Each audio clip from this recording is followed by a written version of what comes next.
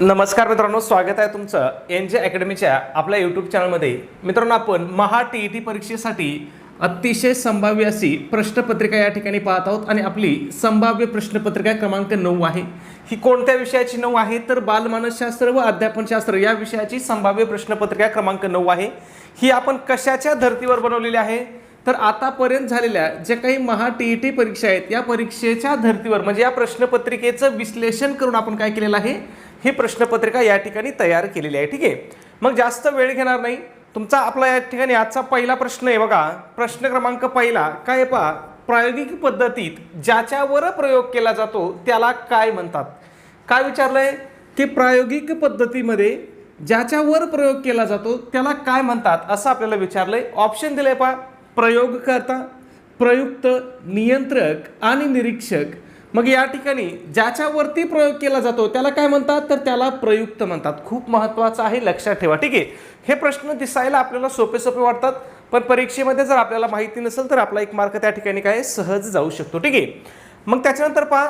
ज्या व्यक्तीच्या वर्तनाचा अभ्यास प्रयोगाद्वारे केला जातो त्याला मानसशास्त्रीय भाषेमध्ये काय म्हणतात, प्रयुक्त म्हणतात. इंग्लिशमध्ये त्याला काय म्हणतात, सब्जेक्ट म्हणतात. ठीक आहे, त्याच्यानंतर बघा. प्रयोगकर्ता कोणाला म्हणतात प्रश्न विचारू शकतात की नाही. मग जो व्यक्ती प्रयोग घडवून आणतो किंवा प्रयोगाचे संचालन करतो त्याला काय म्हणतात तर त्याला प्रयोगकर्ता म्हणतात. ठीक आहे, त्याच्यानंतर पहा पुढे आपल्याला एक ऑप्शन आहे नियंत्रक किंवा निरीक्षक. मग निरीक्षक कोणाला म्हणतात तर निरीक्षक म्हणजे कोण, जो प्रयोगादरम्यान घडणाऱ्या घटनांची किंवा बदलांची नोंद करतो. बघा, प्रयोगादरम्यान घडणाऱ्या घटनांची किंवा बदलांची जो नोंद करतो त्याला काय म्हणतात तर त्याला निरीक्षक म्हणतात. मग तुम्हाला प्रयोगकर्ता, प्रयुक्त आणि निरीक्षक या तिन्ही गोष्टी लक्षात ठेवायच्यात, कारण या तिन्हीवरती पण आपल्याला आतापर्यंत झालेल्या परीक्षेमध्ये काय केलेले आहेत, प्रश्न विचारलेले आहेत. पुढे जाऊया आपल्या प्रश्नाकडे, दुसऱ्या प्रश्नाकडे. प्रश्न क्रमांक दुसरा काय विचारले पहा. एकाच व्यक्तीच्या सखोल अभ्यास करण्यासाठी खालीलपैकी कोणती पद्धत सर्वात उपयुक्त आहे. काय सांगितलं पहा. एकाच व्यक्तीचा कसा अभ्यास करायचा आहे तर सखोल अभ्यास करायचा आहे. मग सखोल अभ्यास करण्यासाठी कोणती पद्धत उपयुक्त आहे बघा. तर बघा, सर्वेक्षण पद्धत, व्यक्ती इतिहास पद्धत, प्रायोगिक पद्धत आणि सांख्यिकी पद्धत. मग या ठिकाणी सर्वात योग्य पद्धत कोणती आहे एका व्यक्तीचा अभ्यास करण्यासाठी आणि कसा अभ्यास करायचा आहे, सखोल अभ्यास करायचा आहे. मग त्यासाठी आहे व्यक्ती इतिहास पद्धत. मग पहा, अपवादात्मक किंवा समस्याग्रस्त बालकांच्या वर्तनाचे मूळ शोधण्यासाठी व्यक्ती इतिहास ही सखोल पद्धती वापरली जाते. त्यालाच इंग्लिशमध्ये काय म्हणतात तर त्याला केस स्टडी म्हणतात. आणि ही पद्धती कशी आहे तर या पद्धतीमध्ये सखोल अभ्यास केला जातो. हे सगळ्यात महत्त्वाचं आहे. ठीक आहे, पुढे जाऊया. 3 नंबर काय प्रश्न विचारलाय बघा.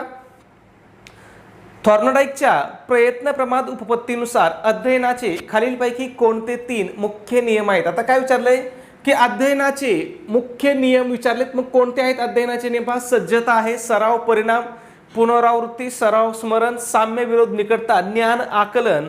मग या ठिकाणी काय आहे तर सज्जता, सराव आणि परिणाम. ठीक आहे, मग या ठिकाणी तुम्हाला लक्षात ठेवायचं आहे हे अध्ययनाचे नियम कोणी मानलेले आहेत तर हे थॉर्नडाईकनी मानलेले आहेत. कोणी, एडवर्ड थॉर्नडाईकने अध्ययनाचे 3 नियम सांगितलेत. किती नियम सांगितलेत, 3 नियम. कोणत्या उपपत्तीनुसार सांगितलेत किंवा कोणत्या उपपत्तीमध्ये त्याने नियम सांगितलेत हे तर थॉर्नडाईकची जी प्रयत्न प्रमाद उपपत्ती आहे त्यामध्ये त्यांनी काय केलंय, अध्ययनाचे 3 नियम सांगितलेत. मग त्यामध्ये पहिला नियम आहे सज्जतेचा नियम, दुसरा आहे सरावाचा नियम आणि तिसरा आहे परिणामाचा नियम. तिन्ही नियम खूप महत्त्वाचे आहेत. त्यांच्यावरती वारंवार आपल्याला परीक्षेमध्ये प्रश्न विचारलेला आहे. आणि हे तिन्ही नियम तुम्हाला कसे लक्षात ठेवायचे आहेत तर तुम्हाला ते क्रमवार लक्षात ठेवायचे आहेत, कारण तुम्हाला क्रम लावण्यासाठी सुद्धा याच्यावरती परीक्षेमध्ये प्रश्न विचारलेला आहे. ठीक आहे, पुढे जाऊया. प्रश्न क्रमांक 4 कडे बघा. अध्ययन म्हणजे अनुभवामुळे वर्तनात होणारा कायमस्वरूपी बदल. ही व्याख्या कोणी केली पहा. अध्ययन म्हणजे काय तर अनुभवामुळे वर्तनामध्ये होणारा कायमस्वरूपी बदल. खूप महत्त्वाचे शब्द आहेत. मग ही व्याख्या कोणाची आहे तर ही व्याख्या मॉर्गन आणि किंग यांची आहे. कोणाची आहे, मॉर्गन आणि किंग यांची आहे. मग बऱ्याच वेळेस आपल्याला सरळ सरळ असाही प्रश्न विचारला जातो की अध्ययन म्हणजे काय, काय विचारलं जातं की अध्ययन म्हणजे काय, असा सरळ सरळ आपल्याला या ठिकाणी काय केला जातो, प्रश्न विचारला जातो. मग अध्ययन म्हणजे काय तर अध्ययन म्हणजे अनुभवामुळे वर्तनात होणारा कायमस्वरूपी बदल. हा कायमस्वरूपी बदल खूप महत्त्वाचा शब्द आहे, कारण जे वर्तनातले जे तात्पुरते बदल असतात बघा, वर्तनातले जे तात्पुरते बदल असतात त्यांना अध्ययन मानले जात नाही. वर्तनातले तात्पुरते बदल असतात त्यांना अध्ययन मानलं जात नाही. तर अध्ययन म्हणजे वर्तनामध्ये होणारा कायमस्वरूपी बदल, हे लक्षात ठेवा, खूप महत्त्वाचं आहे. मग हे तात्पुरते बदल कशामुळे होतात पहा, तर तात्पुरते बदल पहा, जर व्यक्तीला थकवा आला असेल तरी होऊ शकतात, किंवा जर अंमली पदार्थाचं त्याने सेवन केलं असेल, म्हणजे व्यसन केलं असेल, त्याने नशा केला असेल, ड्रग्ज घेतला असेल, दारू पेला असेल, गांजा, चरस, कुठल्याही व्यक्तीचा जर त्याने नशा केला असेल तर त्यामुळे सुद्धा काय होतं, व्यक्तीच्या वर्तनामध्ये तात्पुरता बदल होऊ शकतो. मग तात्पुरते बदल हे अध्ययन मानले जात नाहीत, हे लक्षात ठेवायचं. वर्तनामधले कायमस्वरूपी बदल जे आहेत त्यालाच काय केलं जातं, अध्ययन मानलं जातं. आणि ही व्याख्या कोणाची आहे, तर ही मॉर्गन आणि किंग या दोन मानसशास्त्रज्ञांनी मिळून केलेली व्याख्या आहे. पुढे जाऊया. 5 नंबर, कुत्र्यावर प्रयोग करून अभिजात अभिसंधान ही उपपत्ती कोणी मांडली. काय विचारलंय की अभिजात अभिसंधान ही जी उपपत्ती आहे ही कोणी मांडली असं आपल्याला विचारलेलं आहे. मग ही कोणाची उपपत्ती आहे, तर ही इवान पावलोवची उपपत्ती आहे. त्याच्यानंतर प्रश्न विचारला जातो की इवान पावलोवने खालीलपैकी कोणती उपपत्ती मांडली, तर त्याने कोणती उपपत्ती मांडली, अभिजात अभिसंधान उपपत्ती मांडली. त्याच्यानंतर अजून एक प्रश्न विचारला जातो या ठिकाणी की इवान पावलोव यांनी अभिजात अभिसंधान उपपत्तीमध्ये कशावरती प्रयोग केला, कोणत्या प्राण्यावरती प्रयोग करून त्याने ही उपपत्ती मांडली. तर त्याने कोणत्या प्राण्यावरती प्रयोग केला होता, तर त्याने कुत्र्यावरती प्रयोग केला होता. त्याच्यानंतर अजून एक महत्त्वाचा प्रश्न विचारला जातो की इवान पावलोवच्या अभिजात अभिसंधानमध्ये नैसर्गिक उद्दीपक काय होता. मग नैसर्गिक उद्दीपक काय होता, तर अन्न होता. आणि कृत्रिम उद्दीपक काय होता, तर त्या ठिकाणी घंटी ही कृत्रिम उद्दीपक होती. दोन्ही गोष्टी महत्त्वाच्या आहेत, लक्षात ठेवायचं. आणि त्यांनी काय स्पष्ट केलं या उपपत्तीमधून, तर त्याने नैसर्गिक उद्दीपक आणि कृत्रिम उद्दीपक यांच्यामधलं अभिसंधान स्पष्ट केलेलं आहे. ठीक आहे, कोणत्या उपपत्तीमध्ये, तर अभिजात अभिसंधान या उपपत्तीमध्ये. कोणी, इवान पावलोवनी. इवान पावलोव हा कोणत्या देशाचा मानसशास्त्रज्ञ होता, याच्यावरती सुद्धा प्रश्न आलेला आहे. मग हा कोणत्या देशाचा मानसशास्त्रज्ञ होता, तर हा रशियन देशाचा मानसशास्त्रज्ञ होता. पुढे जाऊया 6 नंबर. एका विषयाचे ज्ञान दुसऱ्या विषयाच्या अध्ययनात अडथळा ठरत असेल तर, काय ठरतंय, अडथळा ठरत असेल तर त्यास कोणते संक्रमण म्हणतात. मग एका विषयामधील ज्ञान जर दुसऱ्या विषयामध्ये अडथळा ठरत असेल तर त्याला आपण काय म्हणतो, तर त्याला आपण त्या ठिकाणी विघातक संक्रमण म्हणतो. काय म्हणतो, विघातक संक्रमण. विघातक संक्रमणाला दुसरा शब्द काय आहे, तर त्यालाच आपण ऋण संक्रमण म्हणतो. काय म्हणतो, ऋण संक्रमण म्हणतो. मग ऋण संक्रमण केव्हा होतं पहा, तर जेव्हा आधीचे शिक्षण नवीन गोष्ट शिकताना काय ठरत असेल, अडथळा ठरत असेल तर त्यावेळेस काय होतंय, ऋण संक्रमण होतंय किंवा विघातक संक्रमण होतंय. त्याच्यानंतर पहा इथं ऑप्शन आहे आपल्याला विधायक संक्रमण. मग विधायक संक्रमणाला दुसरं काय नाव आहे, तर विधायक संक्रमणालाच धन संक्रमण म्हणतात. मग हे धन संक्रमण कधी होतं, तर जेव्हा आधीचे शिक्षण नवीन गोष्ट शिकताना मदत करत असेल किंवा फायदा करत असेल तर त्याला काय म्हणतो आपण, धन संक्रमण म्हणतो किंवा त्यालाच विधायक संक्रमण म्हणतो. खूप सोपं आहे. या संक्रमणावरती आपल्याला वारंवार परीक्षेत प्रश्न विचारलेले आहे बघा. फायदा होत असेल तर धन संक्रमण, अडथळा ठरत असेल तर ऋण संक्रमण, आणि जर फायदाही होत नसेल, फायदा होत नाही आणि अडथळाही ठरत नाही तर कोणतं संक्रमण असतंय, शून्य संक्रमण असतंय.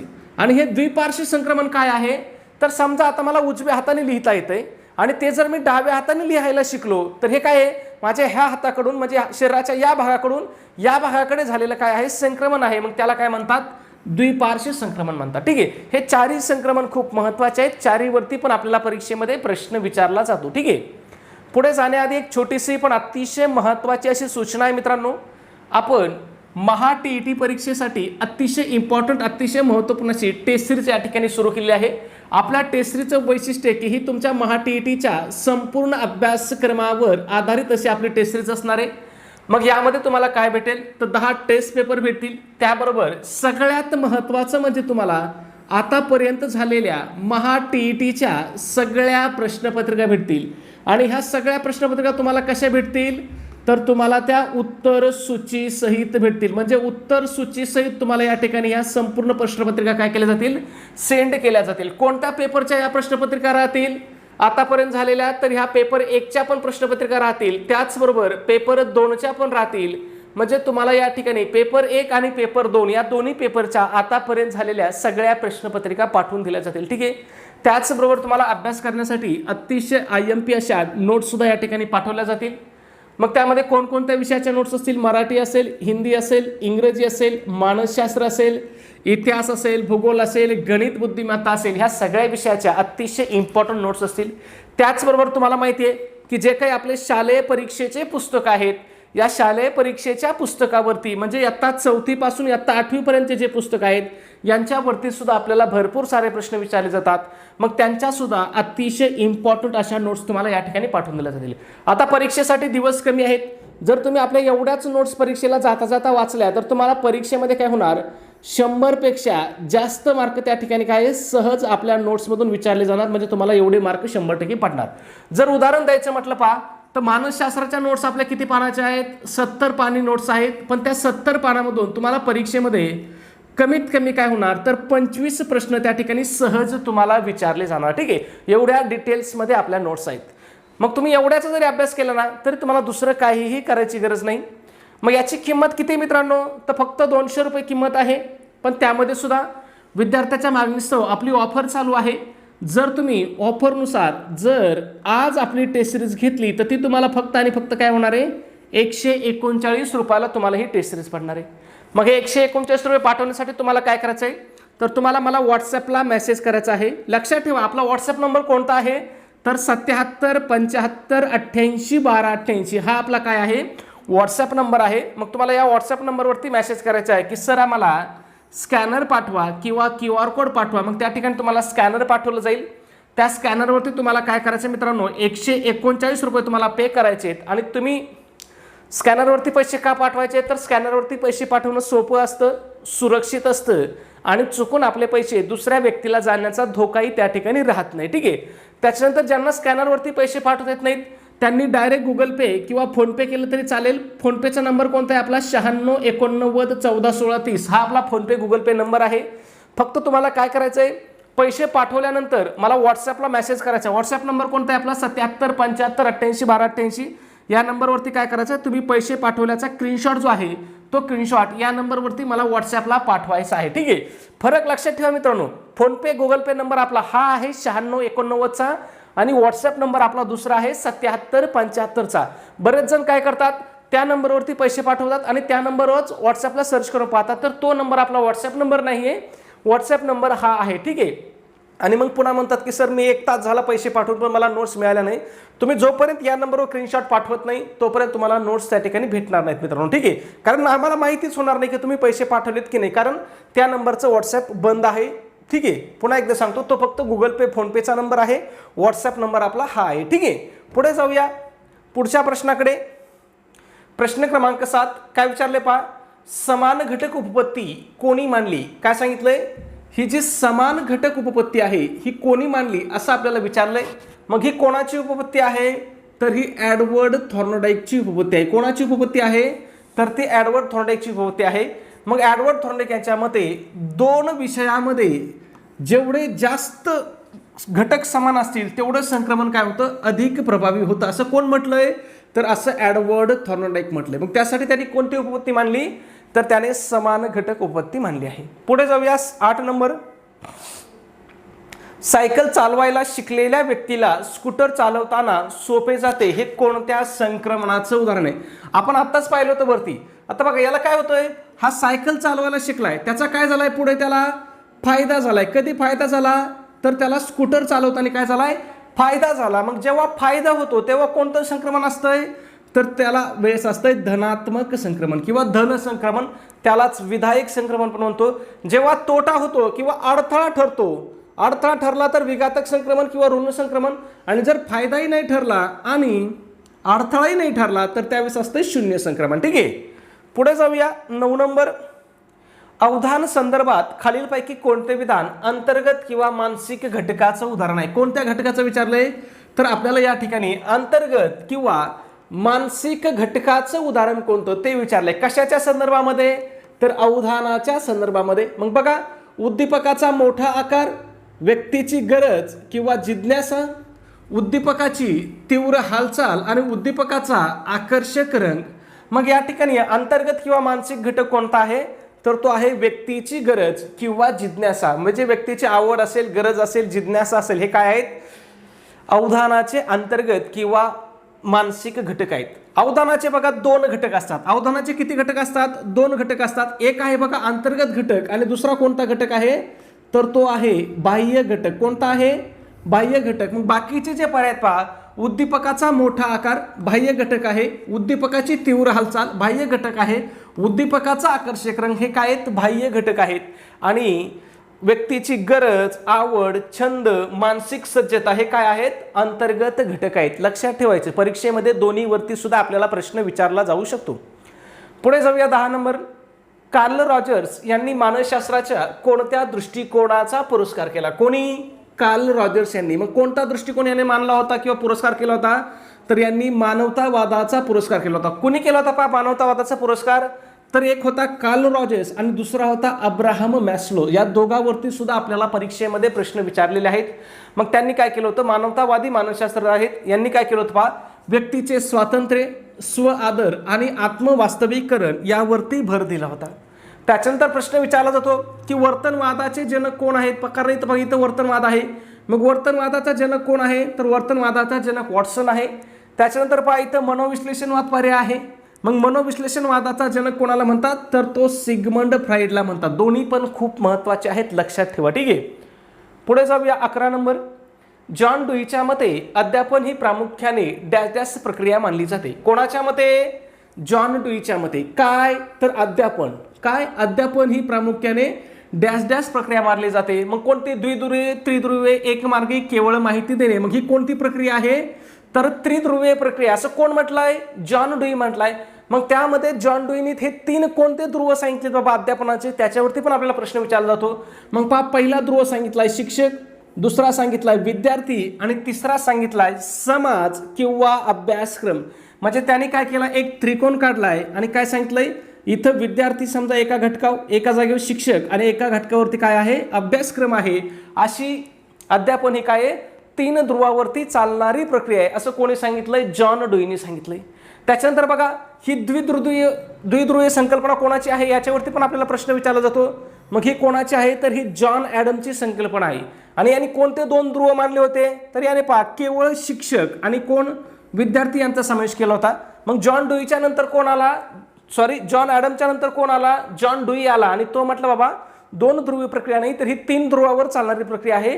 त्याच्यामधला तिसरा घटक तो विसरलास, तो म्हणजे समाज किंवा अभ्यासक्रम. ठीक आहे. अभ्यासक्रम लक्षात ठेवा, शक्यतो आपल्याला अभ्यासक्रम हा ऑप्शन दिला जातो. ठीक आहे. पुढे जाऊया 12 नंबर. अध्यापनातील नियोजन अवस्था खालीलपैकी कशाशी संबंधित आहे? कोणती अवस्था? नियोजन अवस्था. कशाशी संबंधित आहे? तर ही उद्दिष्टांच्या निश्चितीकरणाशी संबंधित आहे. मग लक्षात ठेवायचं, नियोजन अवस्थेमध्ये शिक्षक काय? वर्गात जाण्यापूर्वी काय शिकवायचं, कसं शिकवायचं आणि त्या शिक्षणाचे उद्दिष्ट काय असावं हे ठरवत असतात. ठीक आहे. म्हणजे यालाच आपण काय म्हणतो? पूर्वतयारी म्हणतो. ठीक आहे. पुढे जाऊया 12 नंबर झालाय 13 नंबरकडे. अध्यापन म्हणजे विद्यार्थ्याच्या अध्ययन अनुभवांचे नियोजन करणे होय. ही व्याख्या कोणी केली आहे? कशाची व्याख्या? ही अध्यापनाची व्याख्या आहे.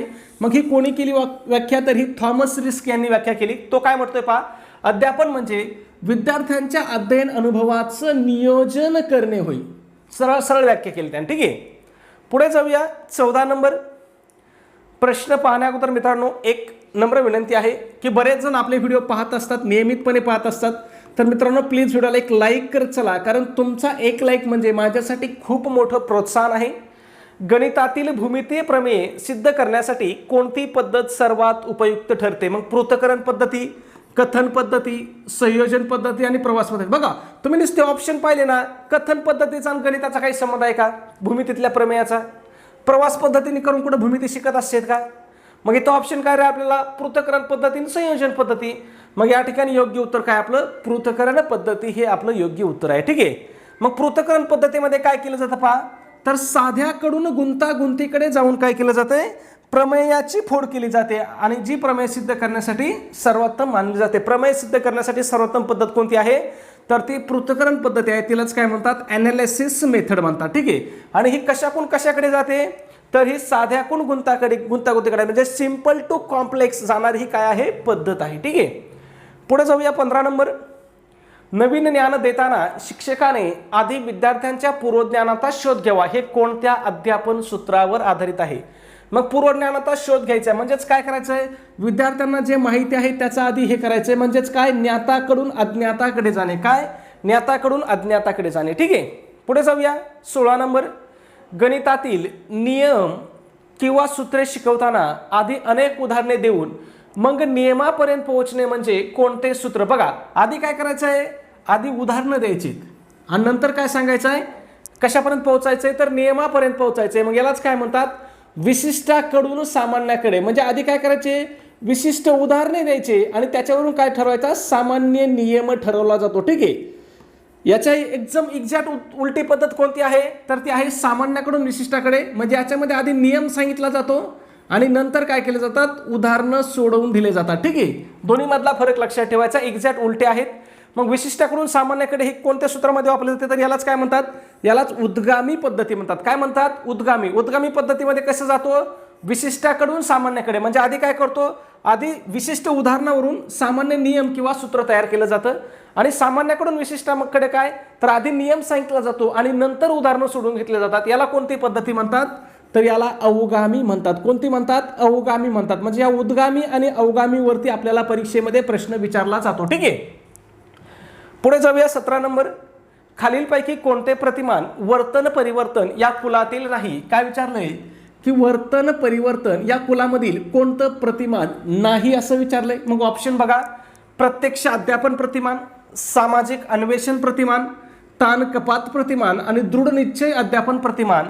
मग यापैकी सामाजिक अन्वेषण प्रतिमान हे काय आहे, तर वर्तन परिवर्तन कुलामधील नाही. तर सामाजिक अन्वेषण प्रतिमान हे कोणत्या कुलामधलं आहे, तर हे सामाजिक आंतरक्रिया या कुलामधलं हे प्रतिमान आहे. बाकीचे जे तिन्ही प्रतिमान आहेत ते वर्तन परिवर्तन कुलामधले आहेत. प्रत्यक्ष अध्यापन प्रतिमान, ताण कपात प्रतिमान आणि दृढ निश्चय अध्यापन प्रतिमान हे तिन्ही कशामधले आहेत, तर हे वर्तन परिवर्तन कुलामधील हे आहेत. ठीक आहे, पुढे जाऊया. 18 नंबर, आगामी संघटक प्रतिमान कोणी विकसित केले. कोणतं प्रतिमान, तर आगामी संघटक प्रतिमान. मग हे कोणी विकसित केलेलं आहे, तर हे डेव्हिड आसुबेलने विकसित केलेलं प्रतिमान आहे. डेव्हिड आसुबेल यांनी कशासाठी केलं होतं पहा, तर अर्थपूर्ण शाब्दिक पाठांतरासाठी त्याने काय केलं होतं, हे आगामी संघटक प्रतिमान विकसित केलं होतं. त्याच्यानंतर बाकीचे पर्याय बघा, जेरॉम ब्रुनर आहे. मग जेरॉम ब्रुनरचं कोणतं प्रतिमान आहे, तर त्याचं संकल्पना प्राप्ती प्रतिमान आहे. त्याच्यानंतर पहा, हिल्डा टाबा यांचं कोणतं आहे, तर यांचं आगमन विचार प्रतिमान आहे. आणि रिचर्ड सचमन यांचं कोणतं प्रतिमान आहे, तर पुच्छा प्रशिक्षण प्रतिमान आहे. हे तिन्ही प्रतिमानं तर तुम्हाला पाठ करायचे आहेत कारण परीक्षेच्या दृष्टीने खूप महत्त्वाचे आहेत. त्याचबरोबर हे आगामी संघटक प्रतिमान पण तुम्हाला काय करायचं आहे, पाठ करायचं आहे. कारण चारीपैकी एकावरती तुम्हाला 100% परीक्षेमध्ये काय केलं जाणार आहे, प्रश्न विचारला जाणार आहे. ठीक आहे, पुढे जाऊया. 19 नंबर, विचार प्रक्रियेत खालीलपैकी कोणत्या बाबीचा समावेश होत नाही. बघा, प्रश्न वाचताना काय करायचं आहे, व्यवस्थित वाचायचं आहे. काय सांगितलंय की कोणत्या बाबीचा समावेश होत नाही असं सांगितलंय. कशामध्ये, तर विचार प्रक्रियामध्ये. ऑप्शन काय दिलेत पहा, संबोधाची निर्मिती, पृथक्करण, संवेदन आणि तर्कसंगती. मग या ठिकाणी कशाचा समावेश होत नाही, तर संवेदनेचा समावेश होत नाही. मग विचार प्रक्रिया ही काय आहे, तर एक उच्च स्तरावर चालणारी मानसिक प्रक्रिया आहे. विचार प्रक्रियेत खालील बाबींचा समावेश होतो. मग कशाचा समावेश होतो पहा, तर या ठिकाणी संबोधाची निर्मितीचा समावेश होतो, पृथक्करणाचा समावेश होतो, तर्कसंगतीचा होतो आणि संश्लेषणाचा होतो. या 4 गोष्टीचा समावेश कशामध्ये होतो, विचार प्रक्रियेमध्ये होतो. ठीक आहे, म्हणजे इथं संवेदनाऐवजी आपल्याला काय पाहिजे होतं, तर संश्लेषण हा शब्द त्यांनी दिला पाहिजे होता. म्हणजे किती थोडासा बदल करून आपल्याला प्रश्नामध्ये त्यांनी तयार केलेला आहे. ठीक आहे, पुढे जाऊया. 20 नंबर, प्रतिमा म्हणजे काय. मग प्रतिमा म्हणजे काय, तर प्रतिमा म्हणजे पूर्वानुभवाचे पुनर्जीवन म्हणजेच काय प्रतिमा होय. मग बघा, आपण भूतकाळात घेतलेल्या अनुभवांचे, पाहिलेल्या वस्तूंचे किंवा ऐकलेल्या गोष्टींचे आपल्या मनामध्ये जे हुबेहूब चित्र तयार होते त्याला काय म्हणतो आपण, त्याला प्रतिमा म्हणतो. म्हणजेच ती वस्तू प्रत्यक्षात समोर नसताना तिच्या पूर्व अनुभवाचे मनातल्या मनात पुनर्जीवन करणे म्हणजेच काय, प्रतिमा होय. मग याचं जर उदाहरणार्थ पाहिलं तर समजा आपण डोळे बंद केल्यावर आपल्या आईचा चेहरा किंवा आपण पाहिलेल्या एखाद्या सुंदर किल्ला डोळ्यासमोर दिसणे म्हणजेच काय होय, तर म्हणजेच प्रतिमा निर्मिती होय. ठीक आहे, पुढे जाऊया.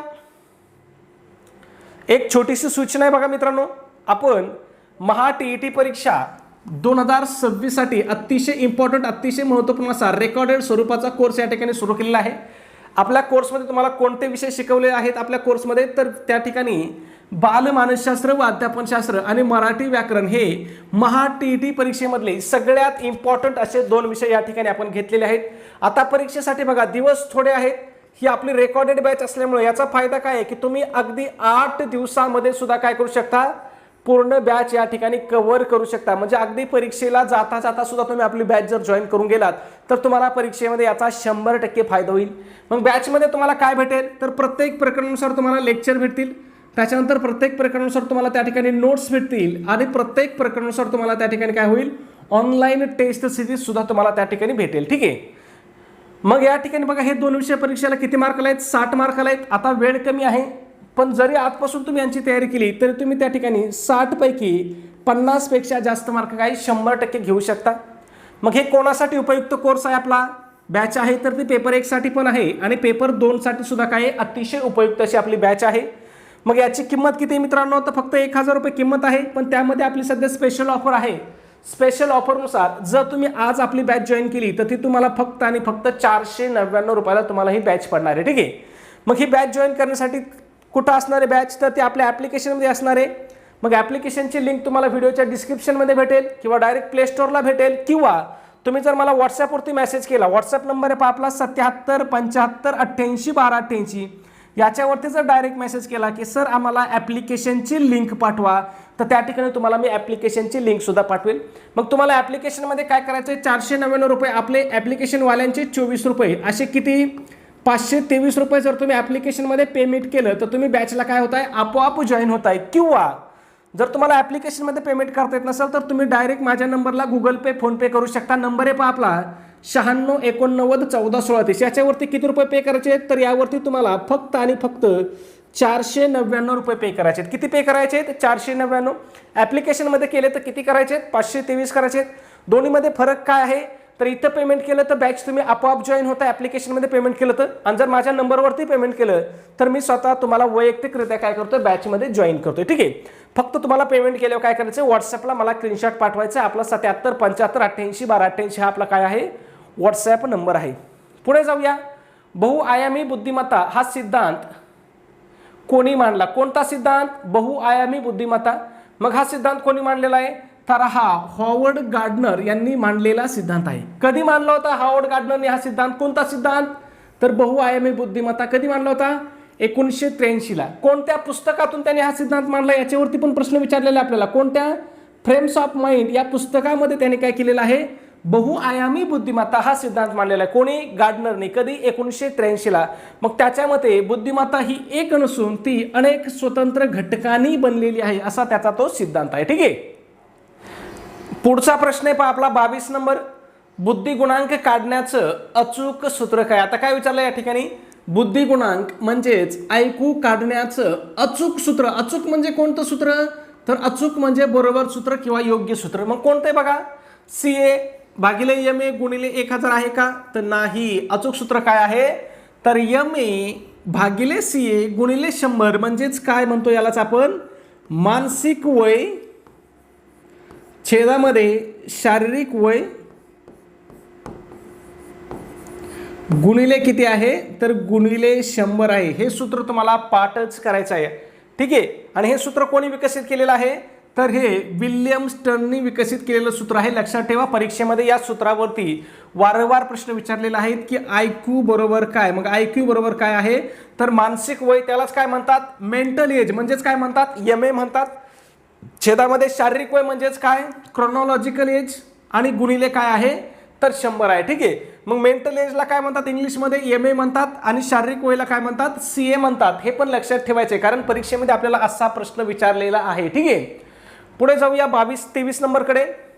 अध्ययनाचा पठार काळ प्रामुख्याने काय दर्शवतो. मग जो आपला अध्ययनाचा वक्र आहे त्या अध्ययनाच्या वक्रामध्ये पठार काळ म्हणजेच काय, पठार अवस्था. पठार अवस्था काय दर्शवते, तर अध्ययनातील प्रगती काय असते त्या ठिकाणी, तात्पुरती थांबलेली असते. म्हणजे अध्ययन वक्र त्या ठिकाणी कसा असतो, सपाट असतो. पठार अवस्थेमध्ये अध्ययन वक्र कसा असतो, सपाट असतो. ती रेषा कशी असते पहा, सपाट रेषा असते. आणि यामध्ये कितीही प्रयत्न केला तरी काय होत नाही, आपली तयारी वाढत नाही किंवा अभ्यास प्रगती दिसत नाही. मग ही कशामुळे पठार अवस्था येते बघा, तर ही शारीरिक थकवा आल्यावर येऊ शकते, किंवा आपली आवड कमी होणे किंवा अध्यापनाची चुकीची पद्धत या गोष्टीमुळे पठारावस्था येऊ शकते. पण पठारावस्था ही कशी असते तर ही तात्पुरती असते, हे लक्षात ठेवा. पठारावस्था कशी असते, तात्पुरती असते. पुढे जाऊया 24 नंबरकडे. खालीलपैकी कोणती अध्यापन पद्धती ही शिक्षक केंद्रित मानली जाते? मग व्याख्यान पद्धती, समस्या निराकरण पद्धती, शोध पद्धती आणि प्रयोगशाळा पद्धती. मग यापैकी व्याख्यान पद्धती ही काय आहे, शिक्षक केंद्रित मानली जाते. का बरं, तर यामध्ये शिक्षक काय असतो, मुख्य भूमिकेमध्ये असतो. आणि विद्यार्थी कोणत्या भूमिकेमध्ये असतो, तर विद्यार्थी या ठिकाणी केवळ निष्क्रिय श्रोता म्हणून या ठिकाणी असतो. म्हणून ही पद्धत काय आहे, तर ही पद्धत शिक्षक केंद्रित आहे. कोणती पद्धत, व्याख्यान पद्धती. ठीक आहे. पुढे जाऊया 25 नंबर. राष्ट्रीय शैक्षणिक धोरण 2020 नॅशनल एज्युकेशन पॉलिसी 2020 नुसार शालेय शिक्षणाचा नवीन आकृतीबंध कोणता आहे? खूप महत्त्वाचा प्रश्न आहे. मग नवीन आकृतीबंध काय आहे? 5+3+3+4 हा नवीन आकृतीबंध आहे किंवा नवीन शिक्षणाचं काय आहे, स्ट्रक्चर आहे. कशानुसार, तर नॅशनल एज्युकेशन पॉलिसी 2020 नुसार. ठीक आहे. खूप महत्त्वाचा प्रश्न आहे मित्रांनो, लक्षात ठेवा. पुढे जाऊया 26 नंबर.